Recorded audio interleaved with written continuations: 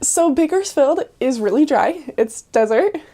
Um, and when you're flying in, I just kind of looked and I was like, really?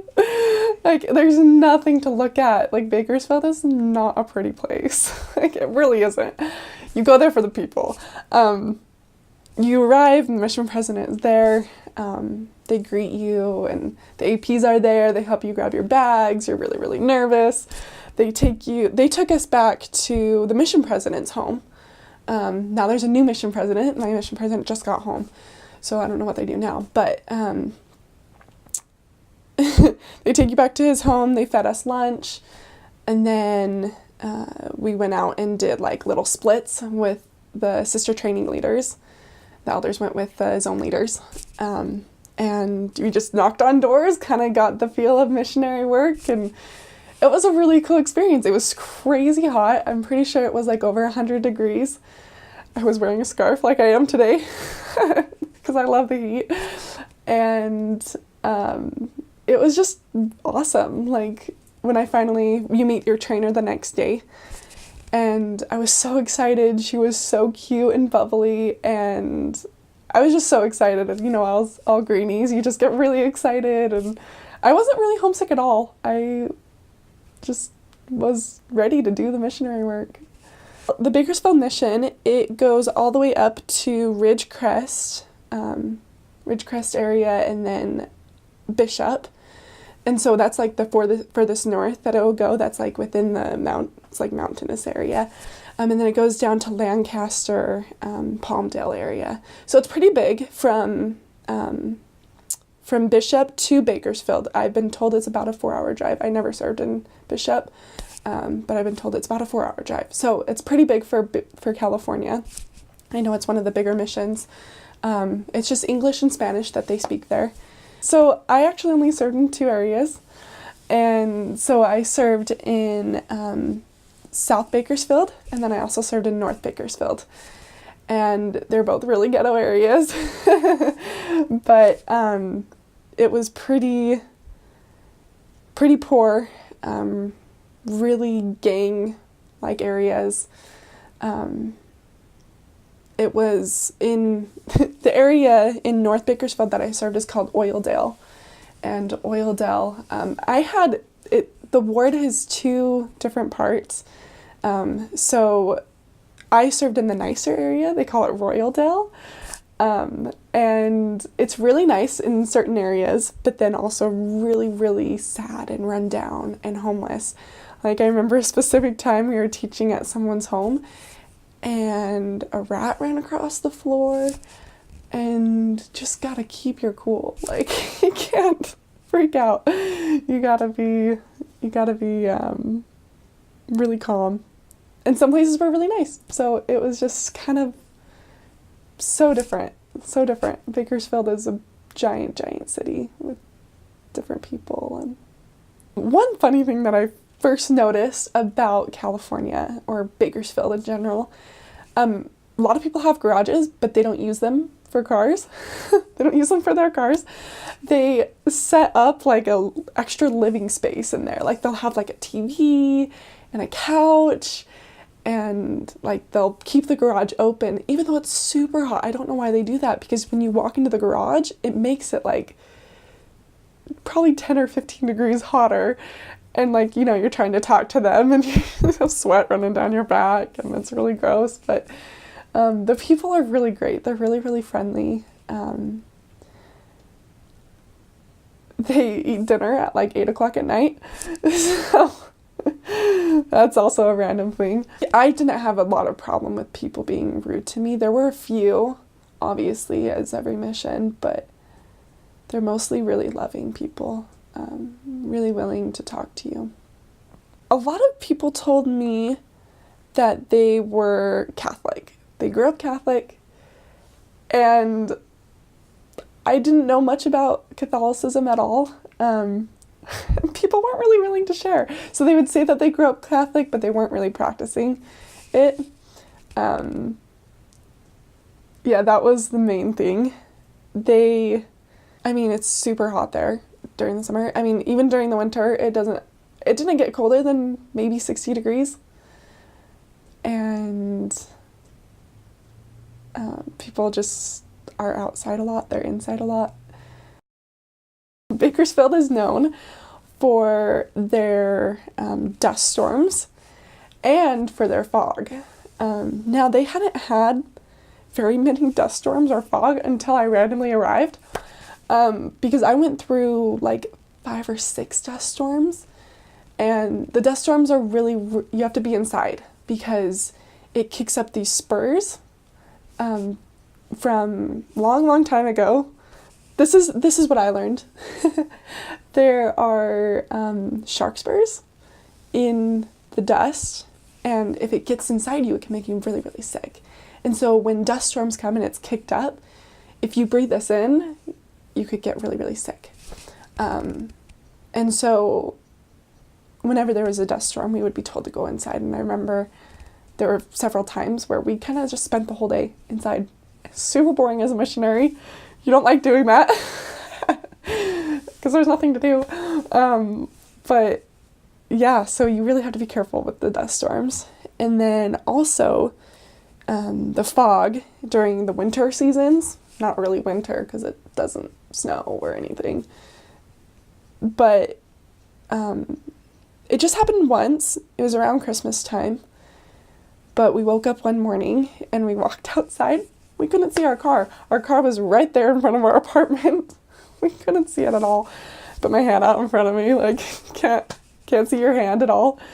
Crazy fog. And it was a Sunday morning, and so we had to go to church, and we were gonna go pick up some investigators, but that kind of didn't work because this crazy fog, you can't see anything.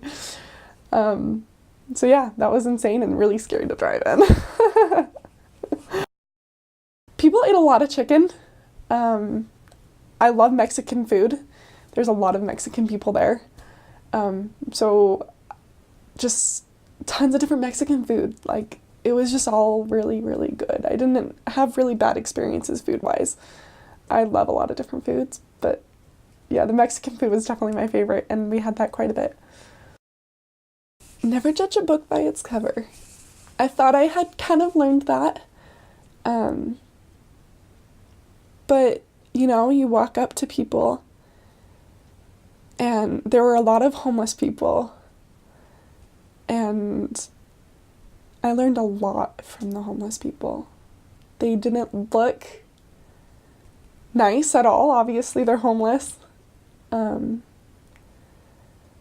I learned a lot about love and a lot about Christ-like love that you could feel for people. I was so excited to feel that.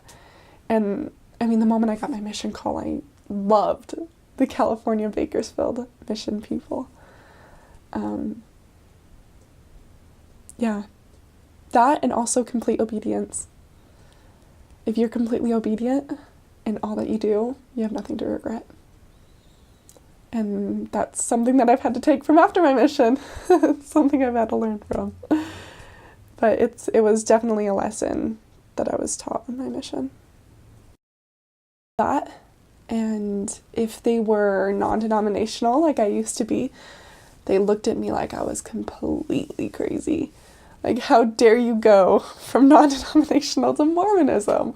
Like, the non-denominational church they don't really like Mormons, especially here in Utah. And so they do a lot of they teach you a lot of things about the LDS church. And so when I was in Bakersfield, I would kind of tell people, like, I used to be you, and now I'm a Mormon. And they would look at me and like, you're insane. And I had a lot of people tell me that I was brainwashed and that I was completely out of my mind. And I had to go and pray about the Book of Mormon all over again, because they would put doubt in my mind and confuse me. And I really learned over time that you can't egg them on. If you try to explain yourself, the Spirit is not there. You can say, this is what works for me, and I know that this is true, and I'm sorry that you disagree. You can say those things, but really you can't sit there. You can't Bible bash with someone. You just can't. I mean, it takes the spirit away completely. And I learned that the hard way a few times. But over the course of my mission, I learned that the spirit's not there. You just need to excuse yourself. Wish them a good day, and then go in your car and pray for them, because they need it. They need the spirit in their lives. And if they're that upset about a little choice that someone else makes, then they need the spirit in their life a little more. I miss a lot of the people.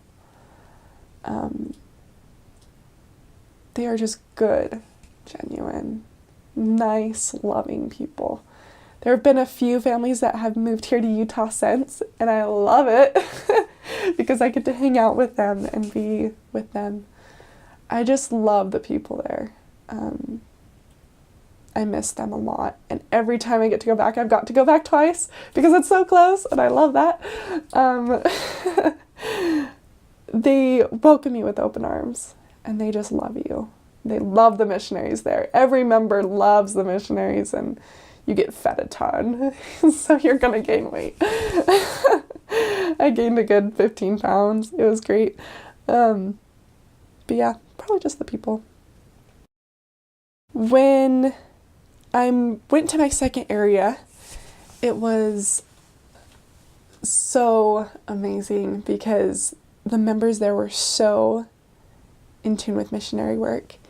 And there was this one member, Sister Livingston. She is adorable. She's so cute. She just loved us so much. She invited one of her friends, Patricia, to listen to the discussions.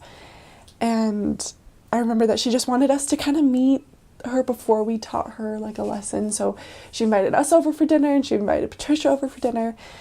And I was just kind of sharing my testimony, and I just felt complete love for her. Patricia was really, she was a mother. She was married. She was living with some family, and she was just kind of lost, and she felt the love that we had for her. And I was so grateful for that opportunity to be able to do that with a member there. So that was one of my favorite member present lessons. Another really good story is that same area. I was training at the time. So the sister I was training, her and I, we were trying to get to know the ward because we had whitewashed the ward. So I knew nothing about the area. Obviously, my little trainee didn't know anything about the area. And so we just kind of were going around. And while we were trying to meet people, we got this phone call from this girl named Lisa. And Lisa had seen, I guess her mom and her sister were members of the church, but Lisa was never interested in the church. But she saw our card on the fridge, just a little pass-along card, and she just decided to call us, and she wanted some advice on something.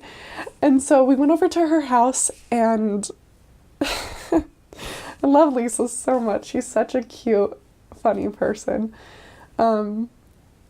We started teaching her.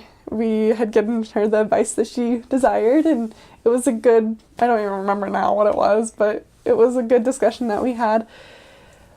But Lisa struggled a lot, and I remember a particular lesson that we had with her.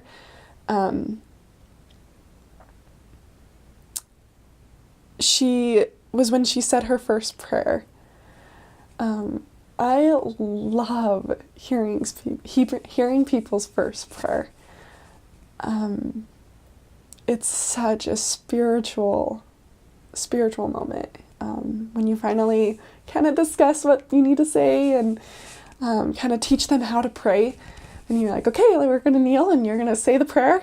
And she was so nervous, as most people are, and she kind of was like, Sister Stringham, how do I start? You know, I was like, okay, dear Heavenly Father, you know. And as soon as she said, dear Heavenly Father, she started crying, just sobbing. And just thinking of the memory is gonna bring tears to my eyes. But it was such a beautiful experience. She was talking to her Heavenly Father for the first time in her life. And to feel the Spirit, it was tangible, was a beautiful, wonderful experience. And I'm so grateful for the chance that I had to be there with her. And after she said amen, we just sat there. It could have been maybe 10 minutes. But it was such a beautiful experience. And I'm so grateful for that. This was a really cool experience. I was with my trainer. I had been out maybe a couple weeks. We were just knocking doors. We didn't have anything to do. But we were thinking of leaving this one area. But my trainer turned to me and she was like, okay, we're going to go to one more house and you're going to choose which house we're going to go to. Has there been any house? I was like, yes, that one. It was right across the street. We hadn't knocked or anything. So we went and we knocked on the door. And we started with our whole spiel of, you know, we're the missionaries from the Church of Jesus Christ of Latter-day Saints, and we're here to share a message about Jesus Christ. And it was a young mother. She was 16. She had just had a baby, and she just started crying. She's like, I've been praying for you guys. Like, I've needed you. I've wanted to see... I wanted to have a relationship with God and all this. And she just started crying, and we started crying, and because it was exactly, the Spirit just led us right to her. Now, unfortunately, that didn't turn out. We tried to go back a few times, but she never answered the door again. I'm not sure what happened. Maybe her mom or someone wasn't into us teaching her. But I remember just following the Spirit and going with that choice led to her getting the opportunity to hear about the restoration of the gospel. And who knows, maybe someone else will come down the line, some other missionary sometime, and help her. But it was cool. It was a cool experience. So we would get referrals on our cell phone from someone that would either want referrals, like someone to go to their friend. They would just send it online and it would come through our cell phones. And so we got this one. Her name's Neva. She is a 90-year-old woman. Maybe she's a little older now. She's in her 90s. But she's so cute. So we knocked on the door, and it took her a little bit to answer the door. So we kind of just sat there, but we can kind of hear someone moving inside.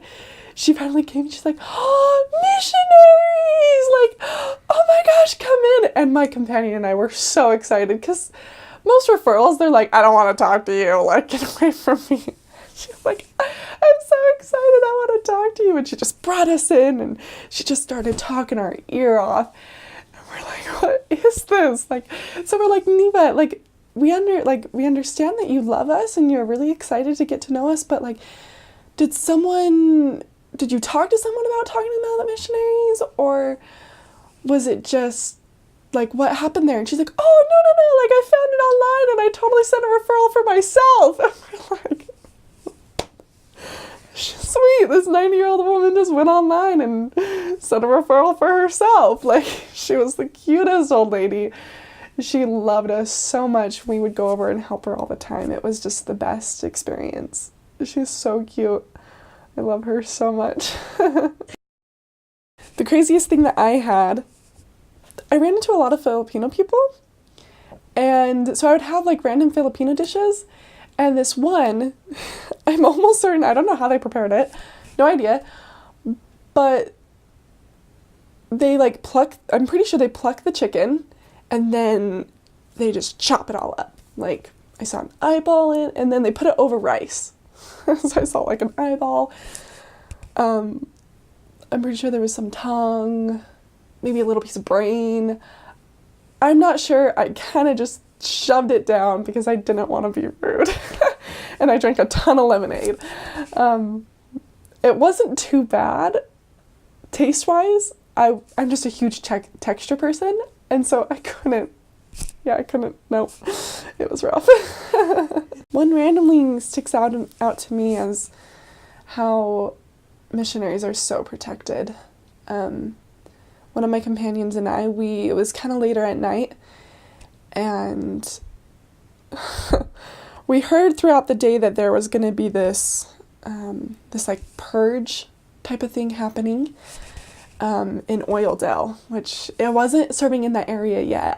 This was in southern Bakersfield, where there was like this thing going on where you could go kill someone just this one night, like the movie. And so we were told to be really careful. It was my area, so I wasn't super worried about it. But anyway, so my companion and I, it was later at night, we were trying to figure out what to do. We wanted to go visit a potential investigator.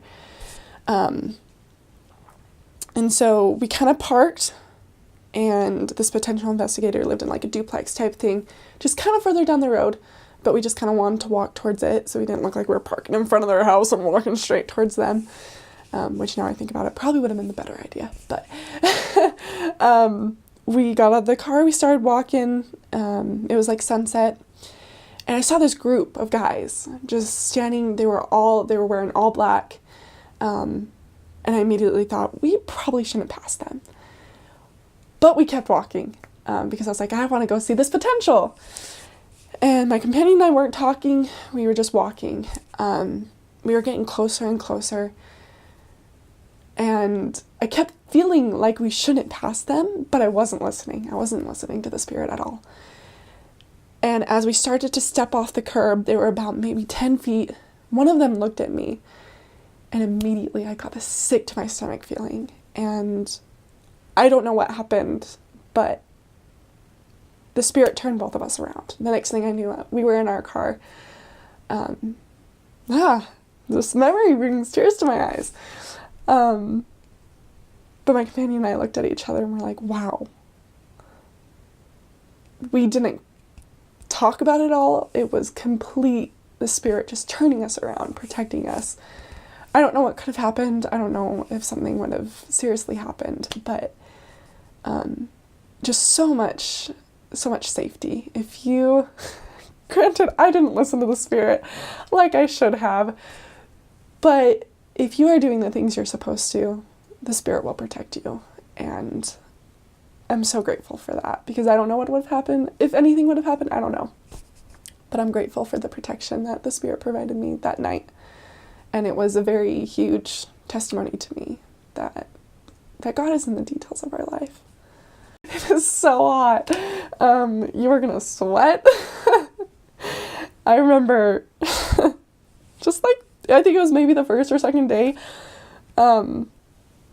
I was just walking around. It was like maybe 110, and this is June, so I mean I got there May, and so May, June, summer, it's hot. We were walking and I thought a spider had run by my back, but it was just a bead of sweat. I was like, that's so gross. So gross. So light, pack light. I mean, if you can wear, you can wear dresses, do as light as you can. Maybe pack a scarf or two or a little sweater for the colder months. It doesn't really get colder than like 50 degrees. So yeah, light, pack light. And I packed a lot of clothes. You don't need to do that. Because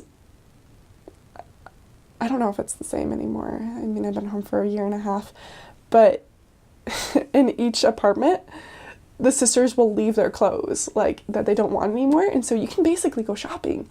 When you get to a new apartment, there's new clothes, and sometimes they're cute, sometimes they're not, but I mean, you get good choices sometimes, and so yeah, just pack light and you'll change your mind throughout the mission anyways, so maybe save some money to go shopping on P-Day or something. but yeah. This isn't one that happened on my mission. That's fine. But it has to do with Lisa, that investigator, that I heard her first prayer. So we found her. Technically, she found us. But when I left the area, she was not really that into the discussion. She wasn't willing to change a lot of things. And so, I came home and I hadn't heard from her for probably 6 months. Then she found me on Facebook and she was like, Sister Stringham, I'm getting baptized and I want you to come to the baptism. And I started crying because I had prayed for her this whole time. I mean, I love Lisa. I love her so much. And getting to be able to go, I mean, I made it possible. I was working and I was in school, but I made it possible. I left on a Friday and I came home on a Monday, but being able to attend her baptism with the sisters that were teaching her then was so cool. One of them was one of my MTC, was in my MTC district, and so I knew her pretty well, and it was just awesome. It was so cool to be there and to see how far she had come and to be able to keep in contact with her today and see how she's doing. And I mean, we all go through our ups and downs as she does, but I'm so grateful that I get to be, she calls me her home teacher, which I think is adorable. I love her so much, but she'll just reach out to me and I love it. I love being there for her. And I mean, once you're a missionary, you're always a missionary. I mean, even the missionaries that taught me, I still look up to them like they are the coolest people ever. And you just really, it gives me a lot of motivation to keep doing things right and to keep doing what I know I'm supposed to do so that I can be there for her when she needs me. First of all, congratulations. Receiving a mission call is beautiful. It's such a wonderful experience, and your mission is going to be yours. You're going to learn the things that the Lord needs you to learn, whether you want to or not. I know that the church is true. I know that missions change lives. I mean, I am a testimony of that because I am a convert. Your mission will be a wonderful experience. It'll be really, really hard, and it will be a trial to go through, but it'll be something you'll forever love. I always talk about how my mission is something I will forever miss and I'll forever love, because it's such an experience. Only you can experience it. You will have amazing experiences and you'll have really hard experiences where you just really don't want to be a missionary anymore, but you push through and it is worth it. And to be able to feel the love of Christ for those people is a great, wonderful experience. I know that serving a mission is the right thing to do. It was something I was scared of. I was really nervous. I mean, changing your life is a hard thing. Going to live with someone that you don't even know is a really scary thing, but it's remarkable, and you'll learn so much about yourself, and you'll learn so much about the Savior, and so much about the atonement. And if you stay humble and stay obedient, things will go the way that they need to. And I know that to be true. And I say these things in the name of thy Son, Jesus Christ. Amen. It's kind of a long story, because I'm a really stubborn person. But basically, I grew up non-denominational. I had obviously a lot of experience with the church because I grew up in Utah, all that, but I wasn't really interested until 2012. I really started questioning a lot of things. I didn't know what I believed. I was really confused. I really just wanted to learn. And so it's kind of random, but a good friend of mine, her family invited me to come be like a mother's helper / nanny type thing in Switzerland. And so I ended up moving to Switzerland, and it was an amazing experience. The missionaries there, we were really, really good friends. I guess they had found out that I wasn't LDS at some point, and they just kind of randomly came up to me one day and they're like, "Hey, Sierra, like, do you want to take the missionary discussions? Like, have you ever had questions, you know?" It's like, "Yeah, sure, why not? Like, I've never taken the discussions before and I'd be interested to see what you had to say, you know." So they came over. I was really, really stubborn. I never really did anything that they said. And then just one day, one of the missionaries, Elder McKee, he was talking to me, and basically he told me that if I wanted to find this out, I had to pray and I had to read the scriptures. And it just suddenly clicked with me. I was like, "You're right. I do need to do that." So that night, I really had a struggle. I didn't know, because I knew that my family was going to have a hard time with it, because some of my family is LDS, but my immediate family not so much. So I knew that they would have a harder time with it, and after praying a ton and really trying to figure it out, I decided just to open up the Book of Mormon, and it was amazing because when I had tried to read it before, I didn't understand it. Like, it was really, really confusing. And when I finally opened it at that time after praying and really just having that sincere heart, like missionaries say all the time, you really have to have a sincere heart and a sincere desire in order to figure it out, like to know if this is true. I was able to read all of First Nephi, and I understood it, and I thought it was the coolest thing, and I really wanted to learn more and really wanted to know for myself, even though at that point I'd kind of known that it was true. So time kind of progressed. I ended up having to come home earlier than I had planned. The missionaries taught me a little bit more, but I didn't agree to a baptism date or anything. When I got home, I was having a really, really hard time. No one really knew that I was taking missionary discussions, and except for the people in Switzerland. And so when I got home, I just kind of went back to my old church, but I could not feel the Spirit there at all. Like, it was really quite different. And one day I was going through a lot of personal decisions again, you know, and the Lord was like, "You know what, the LDS church is where you need to be." And a good friend of mine reached out, and that was the point where I just kind of started to take the missionary discussions again, this time by sisters. I got baptized 3 months later, so that's kind of how that went. I think the main thing is, don't worry that you don't know everything. Like, seriously, don't worry about it. Because when you are there teaching someone and you are